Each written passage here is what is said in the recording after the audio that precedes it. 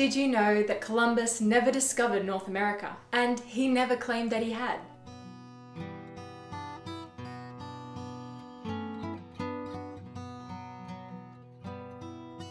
Hello and welcome to World History Encyclopedia. My name is Kelly and today's video is all about Christopher Columbus, his voyages, and whether he is worth celebrating in the modern age.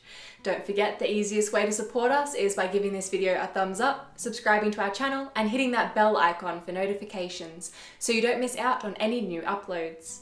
World History Encyclopedia is a non-profit organisation and we're on Patreon. Patreon is a brilliant site that offers exclusive benefits to those who subscribe.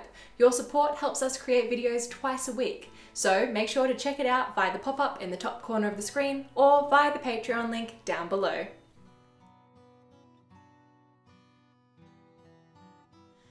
Christopher Columbus was born in 1451 CE and died in 1506 at the age of 54. He became famous during his lifetime as the man who discovered the New World, understood as the Americas generally. Since the 19th century, however, he has been credited with the discovery of North America, specifically the USA, owing to the highly romanticized biography of Columbus by the American author Washington Irving. Columbus never set foot on North America and never claimed to have. The understanding that he did all comes from Irving and is a complete myth. Although the continent's discovery is regularly attributed to Columbus, it should strike people who make this claim as strange that it's not known as Columbia, but as America. The continent is named after Amerigo Vespucci, who lived between 1454 and 1512, a Florentine explorer who had detailed 3 voyages between 1497 and 1504 to the New World. On world maps beginning in 1506, he was credited with the discovery of the Americas, and that's why the continents bear the feminine version of his name. Columbus made 4 voyages, the first one between 1492 and 1493, the second one between 1493 and 1496, the third voyage between 1498 and 1500, and the fourth one between 1502 and 1504. He explored the areas of the Caribbean, Cuba, Central America, Puerto Rico, the Virgin Islands, the Dominican Republic, Haiti, and the Bahamas. Christopher Columbus set out not to find a new world, but to find an eastern sea route to the Far East for trade, since the Ottoman Empire closed the Silk Road in 1453. The closing of the Silk Road is what forced Europe to branch out, initiating the Age of Exploration. The 12th of October 1492 saw Christopher Columbus arrive at one of the islands of the Bahamas, which he claimed in the name of the monarchs Ferdinand II of Aragon and Isabella of Castile of Spain, who had funded his voyage. The next 3 of his voyages were all about consolidating Spain's control and establishing colonies. So, did Columbus discover America? Good question. First, there were already people living there, so he would only have discovered America from a European point of view. Second, let's not forget that the Vikings also stumbled upon North America about 500 years earlier, between 970 and 1030 CE. Under Leif Erikson, they settled in Newfoundland and went as far as Nova Scotia.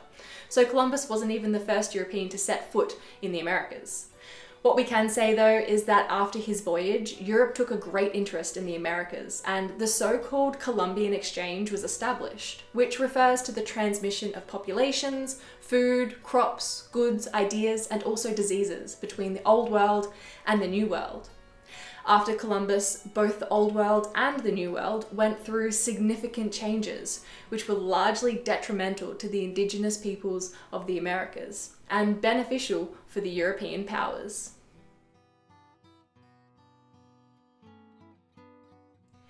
Christopher Columbus was born in 1451 in Genoa, Italy. He had 3 brothers and 1 sister. His father, Domenico, was a weaver and a tavern keeper who loved to travel, which influenced Columbus. By 20 years old, he was an experienced sailor. He married a woman named Philippa and had a son named Diego by 1480.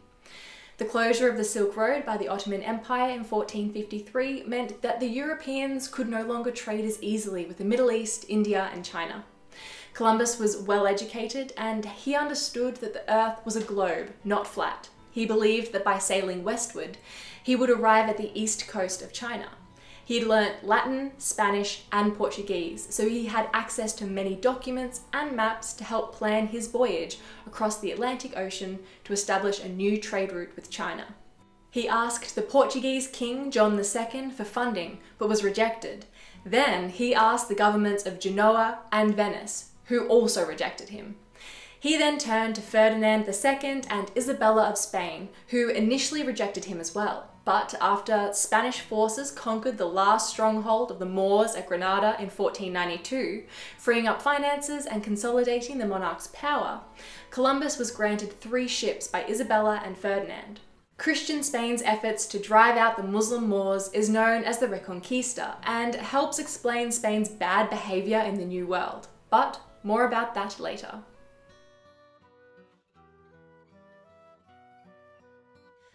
The 3 ships Columbus took on his first voyage were the Niña, Pinta, and Santa Maria. Even though his job was to find Cathay, China, he was also to claim any lands he came across that weren't already under a sovereign European nation for Spain. He arrived on an island in the Caribbean on October 12, 1492, and was greeted on the beach by a large group of indigenous people.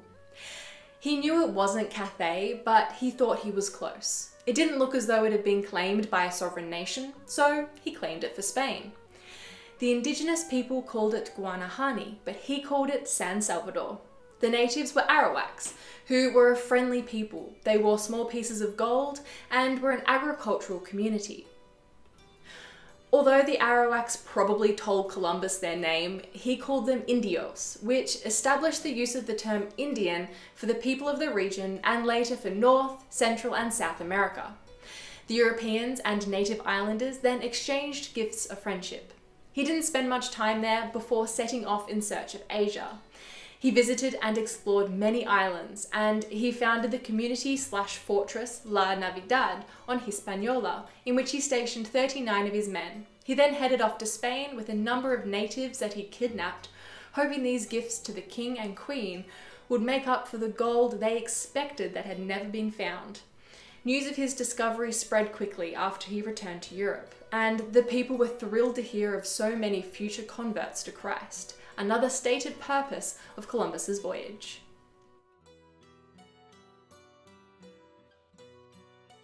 He was sent back from Spain in 1493 as the governor of the lands he had claimed, with 17 ships and 1,200 men in search of slaves and gold. He also took along dogs that were to be used to subdue the indigenous people who were terrorized by these enormous animals that had been trained in war against the Moors, because they had only experienced small dogs. Columbus's war dogs broke any attempts at resistance against the Europeans. He arrived in Jamaica in 1494 and used the dogs to scatter the native people defending their land. Then he enslaved them. It was during the second voyage that the encomienda system was established by the Spanish invaders. European colonists would claim a section of land, and the natives would provide labour in exchange for food, shelter, and protection from those they laboured for. The indigenous people were essentially forced to pay the people who were enslaving and torturing them for protection against even worse treatment. These long-established and highly civilized cultures were reduced to slaves who could be tortured or killed for any reason and at any time. Not to mention the population loss due to European illnesses and the number of people being shipped off to Europe as slaves. The massive slave drive was largely due to the lack of gold Columbus had promised his sponsors. Indigenous peoples were routinely tortured and killed in attempts to get the location of non-existent gold out of them, while others were sold into slavery to pay back Ferdinand and Isabella and enrich investors of later expeditions. Remember how Columbus was given ships just after the last Moorish stronghold in Spain fell in 1492? The end of the long war between the Spanish and the Muslim forces is one reason for Spain's violent behaviour in the New World. Spain was filled with many veterans from the Reconquista, with nothing to do, who were keen to make a fortune in the New World. Many of the early colonists were soldiers who had been fighting a bloody war for most of their adult lives. Not the most peaceful bunch, as you can imagine.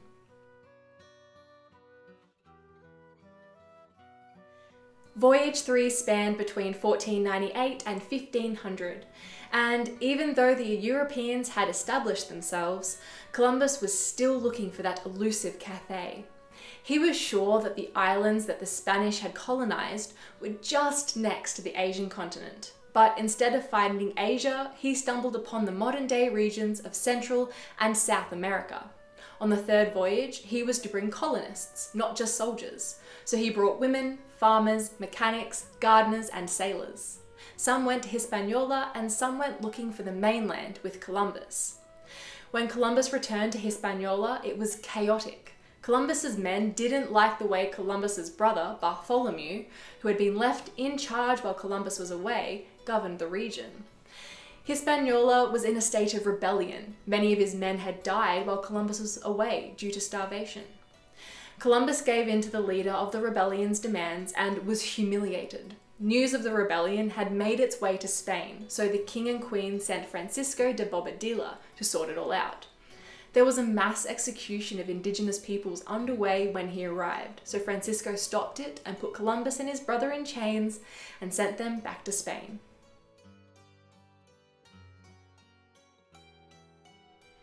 Ferdinand and Isabella of Spain gave Columbus one more chance in the hopes of finding a direct route to Asia.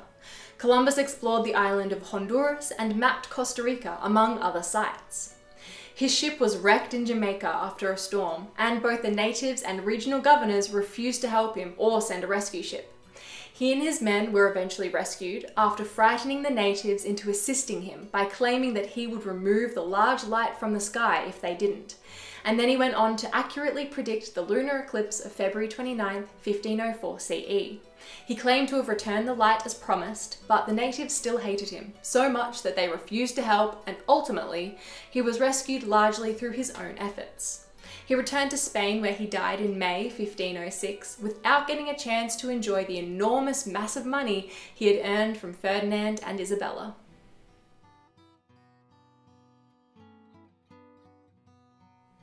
Columbus only really became known in the US after the publication of the history of the life and voyages of Christopher Columbus by Washington Irving in 1820. This book is historical and romantic fiction, not a history, and neither Columbus nor any of his contemporaries ever claimed that he discovered North America. US President Benjamin Harris, who was in office between 1889 to 1893, elevated Columbus to national prominence in the USA on the 400th year anniversary of his arrival in the Caribbean, and encouraged the widespread acceptance of Columbus as the noble explorer who discovered America. In the present day, there is a movement to rename and rededicate Columbus Day in honor of the indigenous people of the land. Some states do not recognize the day at all. Canada has just made September 30th its National Day for Truth and Reconciliation to commemorate injustices committed against First Nations in Canadian history.